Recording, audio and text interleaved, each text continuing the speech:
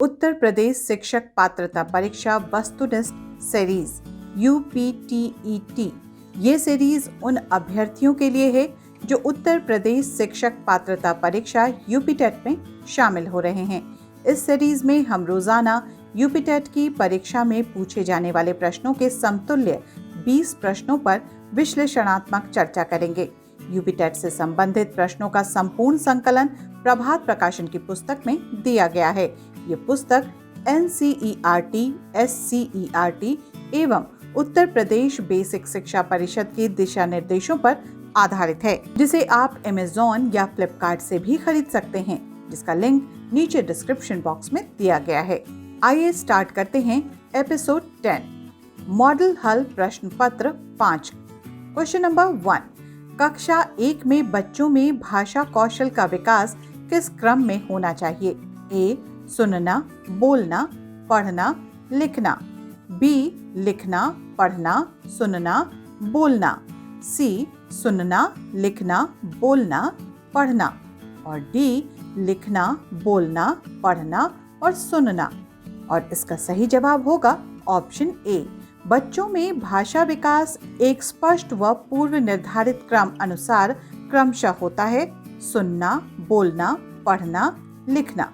Question number 2, मानव व्यक्तित्व परिणाम है: ऑप्शन A केवल आनुवांशिकता का, B पालन पोषण और शिक्षा का, C आनुवांशिकता और वातावरण की अंतःक्रिया का, D केवल वातावरण का।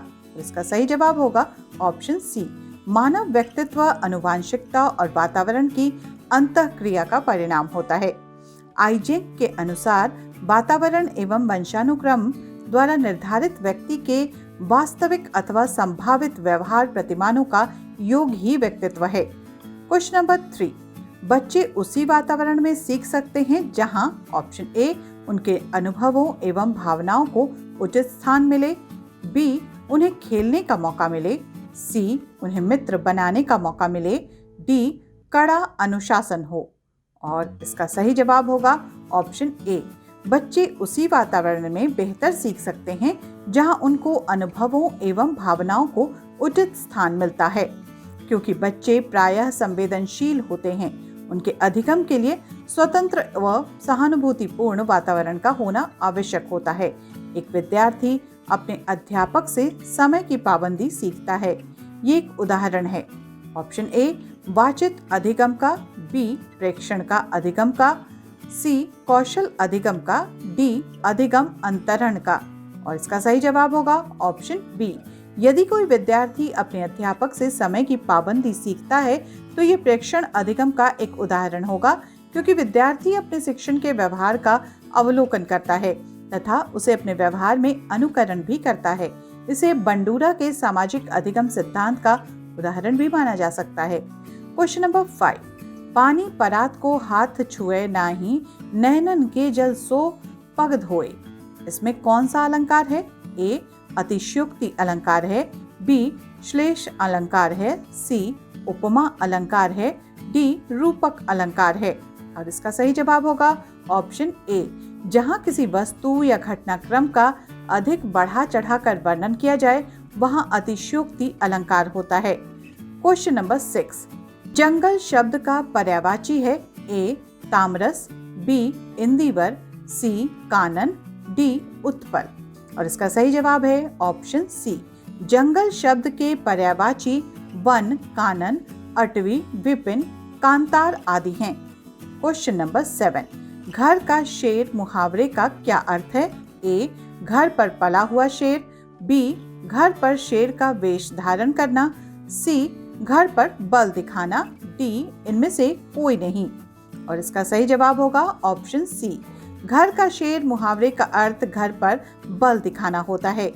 क्वेश्चन नंबर 8, पवन का संधि विच्छेद है: A पो जोड़ अन, पाव जोड़ अन, C पव जोड़ अन, D पो जोड़ अन। और इसका सही जवाब होगा ऑप्शन A, पवन बराबर पो जोड़ अन, ओ जोड़ अ बराबर व। यहाँ यण स्वर संधि होगी। अब हम आगे के क्वेश्चंस के लिए डायरेक्शन पढ़ेंगे, जो होगा क्वेश्चन नंबर 9 और 12 तक के लिए। Choose the appropriate preposition for the given sentence. Question number 9. The discounted price is dash 24 hours only. और इसके ऑप्शंस हैं option A in, option B for, option C from, option D during. और इसका सही जवाब होगा option B 24 hours definite time के लिए for का इस्तेमाल होता है. Question number 10. The sale will last dash 7 days only. Option A in, option B for, option C on, option D during. और इसका सही जवाब होगा option B 7 days definite time period है, इसलिए for यूज होगा. और अब देखते हैं क्वेश्चन नंबर 11 में क्या है. There is a heavy demand dash these goods. Option A on, option B in, option C for, option D between. और इसका सही जवाब होगा ऑप्शन सी, अतः for का प्रयोग होगा. Question number 12. The cat jumped dash the room dash the window and drank the milk. Option A at, by, option B into, through, option C from, across, D in, to. और इसका सही जवाब होगा option B. जब भी jump करके किसी कमरे या पानी के अंदर जाते हैं तो into का यूज होता है. Question number 13. 2 + 4 + 6 + dash + 52 का मान ज्ञात कीजिए. Option A 700, option B 698, option C 702, option D 696. इसका सही जवाब होगा ऑप्शन सी 2 + 4 + 6 + dash + 52. और इसका पूरा ब्यौरा आपके स्क्रीन पर दिया गया है. Question number 14. 2 और 2 पैसे का अनुपात बताइए. Option A 1 = 1, B 10 = 1, C 100 = 1, D 100. और इसका सही जवाब होगा ऑप्शन सी 2 और 2 पैसे का अनुपात 100 = 1 होता है. Question number 15. 12,000 की राशि पर 18% वार्षिक दर से 7 वर्ष के अंत में कितना साधारण ब्याज अर्जित होगा. Option A 7200, option B 6,950, option C 1512, option D इनमें से कोई नहीं. और इसका सही जवाब होगा ऑप्शन डी. इसका ब्यौरा आपके स्क्रीन पर दिया गया है. Question number 16. 3 क्रमागत बट्टों 40%, 20% और 10% के समतुल्य बट्टा ज्ञात कीजिए. Option A 70%, B 30%, C 56.8%, D 42.6%. और इसका सही जवाब होगा समतुल्य एक बट्टा.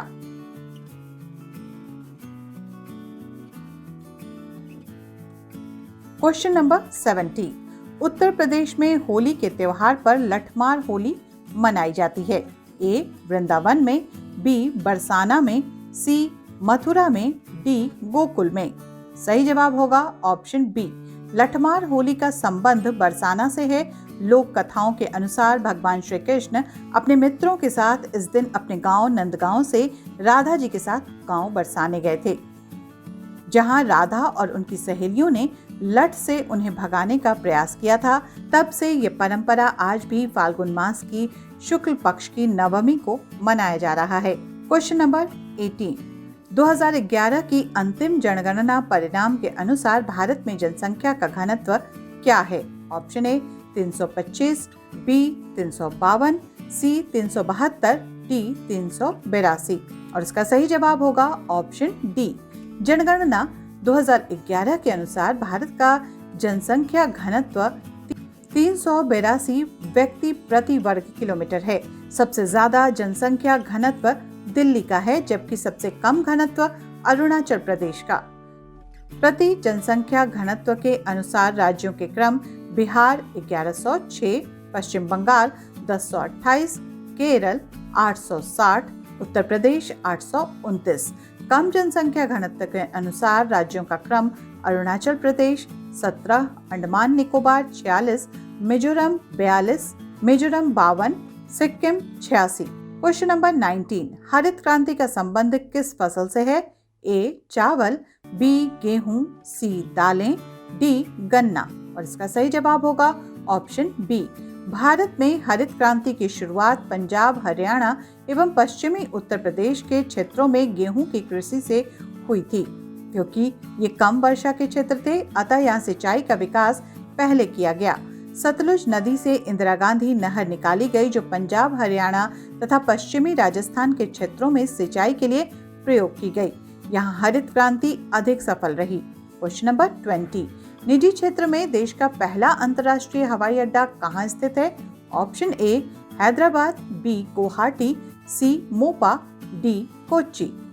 और इसका सही जवाब होगा ऑप्शन डी। निजी क्षेत्र का देश का पहला अंतर्राष्ट्रीय हवाई अड्डा कोच्चि में स्थित है। और इसी के साथ ये सेट तो समाप्त हो रहा है, लेकिन आपको एक बात बताते चलें कि नोटिफिकेशन बेल आइकॉन जरूर क्लिक कर लीजिएगा।